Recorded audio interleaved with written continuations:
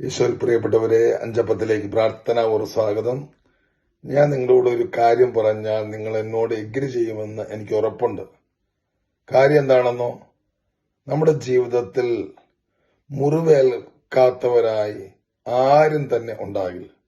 ഒന്നുകിൽ മാതാപിതാക്കളിൽ നിന്ന്, അല്ലെങ്കിൽ സഹോദരങ്ങളിൽ നിന്ന്, അല്ലെങ്കിൽ അധികാരികളിൽ നിന്ന്, ടീച്ചേഴ്സിൽ നിന്ന്, അയൽപ്പക്കക്കാരിൽ നിന്ന്, ബന്ധുമിത്രാദികളിൽ നിന്ന്, അന്യരിൽ നിന്ന്, പങ്കാളിയിൽ നിന്ന്, മക്കളിൽ നിന്ന്, ജീവിതത്തിന്റെ ഏതെങ്കിലുമൊക്കെ നിമിഷങ്ങളിൽ ഏതെങ്കിലുമൊക്കെ രീതിയിൽ വേദനിപ്പിക്കപ്പെടുകയോ അവഗണിക്കപ്പെടുകയോ മുറിവേൽക്കുന്ന വാക്കുകൾ സ്വീകരിക്കപ്പെടുകയോ ചെയ്ത അനുഭവങ്ങൾ, ദുഃഖകരമായ അവസ്ഥകൾ, പരാജയങ്ങൾ, വീഴ്ചകൾ നമ്മുടെ എല്ലാവരുടെയും ജീവിതത്തിൽ ഉണ്ട് എന്നുള്ളത് സത്യമാണ്.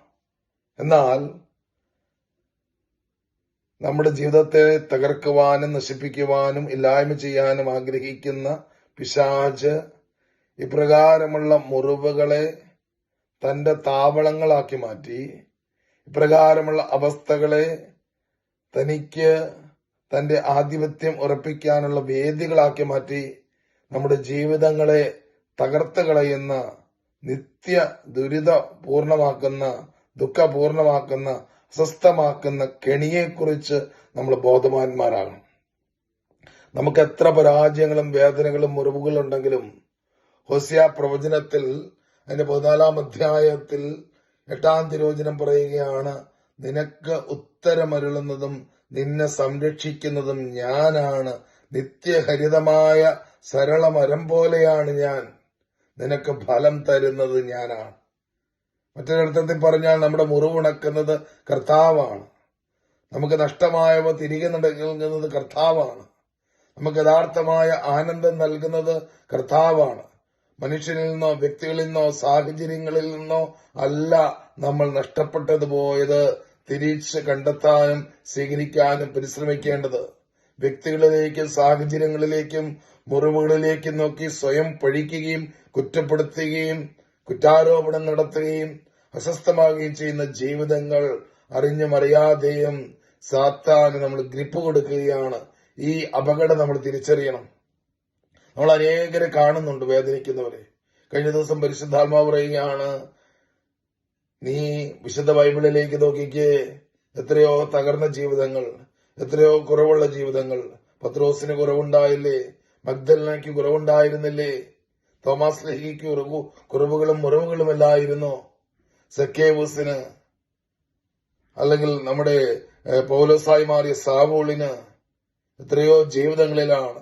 അതല്ലെങ്കിൽ വിശുദ്ധ സുവിശേഷം രചിച്ച മത്തായി സ്ലീഹിക്ക്, അങ്ങനെ അനേകം കഥാപാത്രങ്ങൾ വിശുദ്ധ ബൈബിളിൽ നിറഞ്ഞു നിൽക്കുന്ന കഥാപാത്രങ്ങൾ. അവർ മുറിവേറ്റവരാണ്, അവർ തകർന്നു പോയവരാണ്, അവർ തളർന്നു പോയവരാണ്, അവർ വീഴ്ചകൾ പറ്റിയവരാണ്.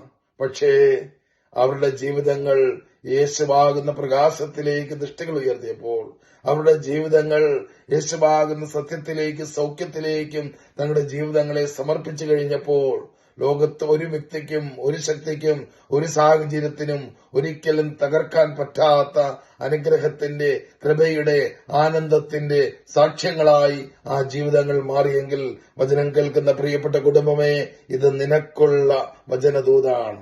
ഇത് ഇന്ന് നീ കടന്നു പോകുന്ന വേദനകളിലും നിരാശകളിലും നിന്നെ ബലപ്പെടുത്താൻ ദൈവം അയക്കുന്ന അഞ്ചപ്പൻ ശുശ്രൂഷയാണ്. അതുകൊണ്ട് നിന്റെ മുറിവുകളിൽ നീ കെട്ടിക്കിടക്കരുത്. നിന്റെ പഴയ പരാജയങ്ങളിൽ നീ തളർന്നു പോകരുത്.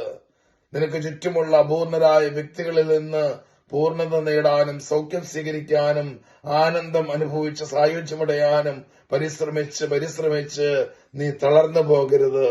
നീ യേശുവിലേക്ക് നോക്കുക, നീ യേശുവിന്റെ അടുക്കലേക്ക് വരിക, കർത്താവിന്റെ വചനം സ്വീകരിക്കുക, കർത്താവിന്റെ സൗഖ്യം സ്വീകരിക്കുക. നിനക്കുത്തരമരുളുന്നതും നിന്നെ സംരക്ഷിക്കുന്നതും നിന്റെ മുറിവുണക്കുന്നതും കർത്താവാണ്. നിനക്ക് ഫലം തരുന്നത് കർത്താവാണ്. കർത്താവിന്റെ അത്ഭുത ശക്തിയും സൗഖ്യവും നിങ്ങളുടെ ജീവിതങ്ങളിൽ നിറവേറപ്പെടട്ടെ എന്ന് പ്രാർത്ഥിക്കുന്നു. ഹല്ലേലൂയ.